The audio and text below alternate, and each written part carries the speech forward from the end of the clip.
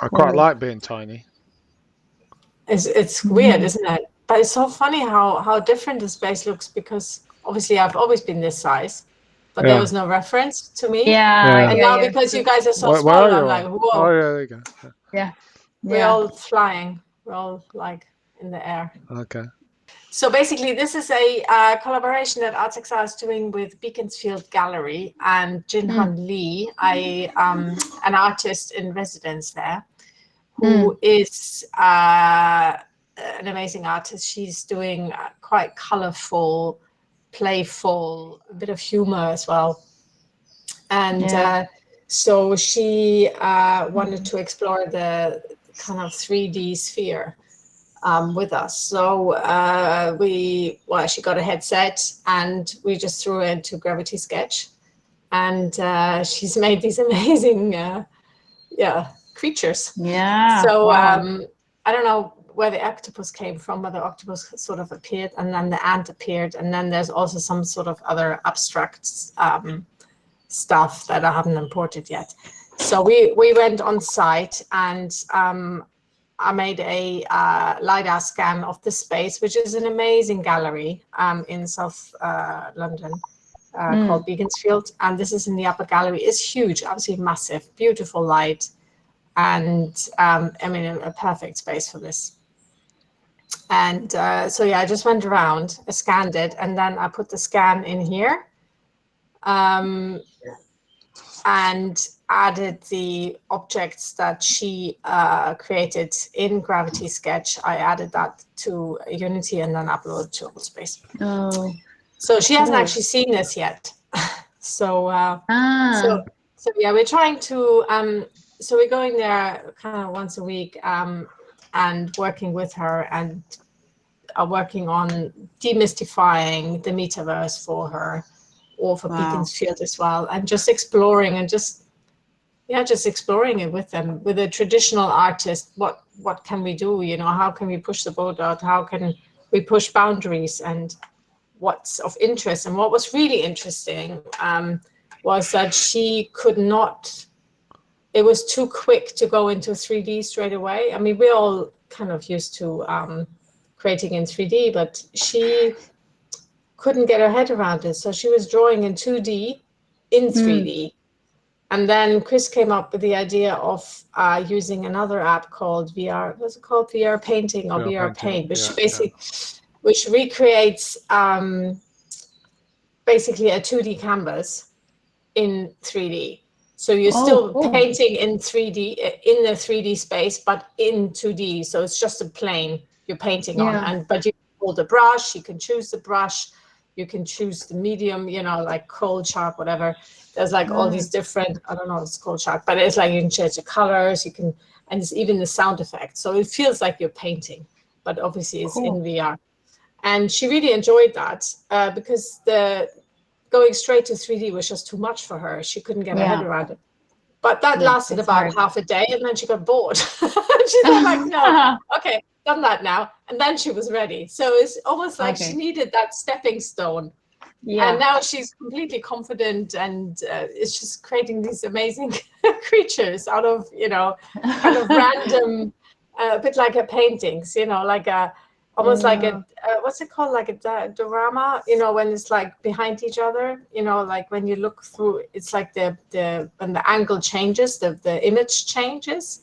So it's quite interesting how she creates that. So yeah, so this is it. That's really cool. Yeah, wow, it's amazing. I like this ant.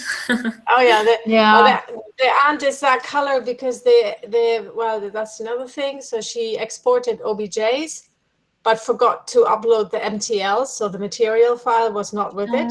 So I had to come up with a different material. So that's kind of a random Unity material that we applied. So it's not originally that color, but we can't find the MTL files that kind of got lost in translation. So yeah, so that's the story of this. Anyway, and then there's another app called Record 3D. And that basically records a volumetric point cloud. And I haven't quite, it's a bit advanced for me, so I haven't quite figured out how to export the point cloud to Unity, so I'm still working on that. Christina, the paintings were on the building that you scanned, right? On the room that you scanned. They're like real paintings. Oh, yeah. cool. Yeah. Yeah, this is interesting also when we use this to build the world here on VR. It's interesting. I mean, obviously, the scan looks a lot better smaller, because obviously the resolution is I think it looks good. I like this. I would say that also. Any more high res? Well, that's good. I think that makes it. It's art, you know. Anything goes. Yeah. But it looks really cool because you can scan anything and send it as a USDZ, so you can have it in AR straight away. Wow. You know, obviously people you can't really scan. Anything that moves, no. Anything that's transparent, no. Anything that's too shiny, no. But you could, in principle, do a garment that's not moving. You can, on a mannequin or something, you could scan that. Yeah. For example. Cool. Yeah. What is the name again of the Oh, there's plenty of apps. So this was Scaniverse. Scaniverse. Yeah. But there's Polycam, there is I've tried them all. Well, I've got a whole thing about, you know, if you're interested in scanning, I've got a whole thing. Yeah. It's quite, because it's so instant, you know, there's no, it's not like photogrammetry, which takes for ages, and like, it's obviously not the same quality, but if you need like, it's like a sketch, you know, or if you're using it in this way, which is a bit more arty, then it doesn't really, I mean, this is obviously not a high resolution thing that you can sell. So it depends what you use it for, but I think for something, or documentation, quick documentation or something. It's quite good. Were you, when I did the cafe, were you there when I did the cafe? No, I wasn't. I missed this one. Yeah, so the cafe was the same app. So you can do, I saw the cafe, it was cool. So you can do building, you can't do things that are too small. It doesn't really pick it up because it's the resolution isn't there, basically. Yeah. So it's scanning from scanner. I'm not finding on the.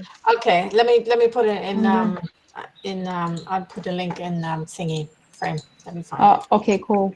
Thank you. Oh, also, have you seen this new Maxim thing? Yes. I haven't tried it, but that's very exciting. New what? Object capture. The object capture thing. What's that? Basically, app has with the Apple AR API kit or whatever it's called, you can take pictures and they create a 3D model for you. Oh, God. Yeah, it's called, what's it called, object capture or something? Because it was there was a conference just now. Yeah, object capture. I saw on their Instagram. Yeah, I mean, I haven't tried it. Do you think it will work on iPad? Or it should be Mac? I don't know. Okay, I know idea. I want to get iPad. Polycam is another one. I'm just thinking. And then, this one is the point cloud app that I mentioned. I'll just put them all in frame. Oh, cool. Thank you. I'm gonna check.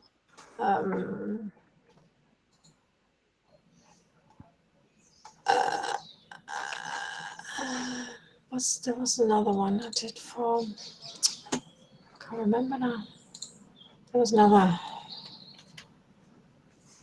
I should have them on my, probably have them on my iPad. Hang on.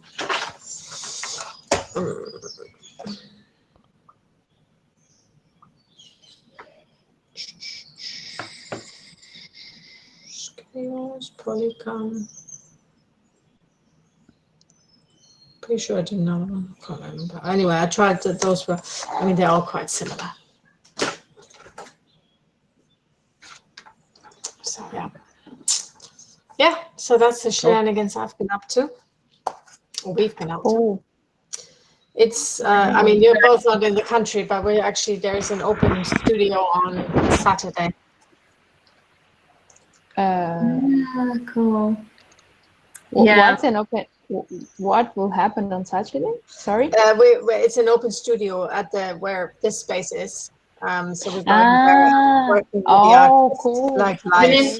Teleport Hey. in real life. If you're going into AltSpace, we can go get you in. You can join us there. Yeah, cool. Cool. Yeah. So yeah. Cool.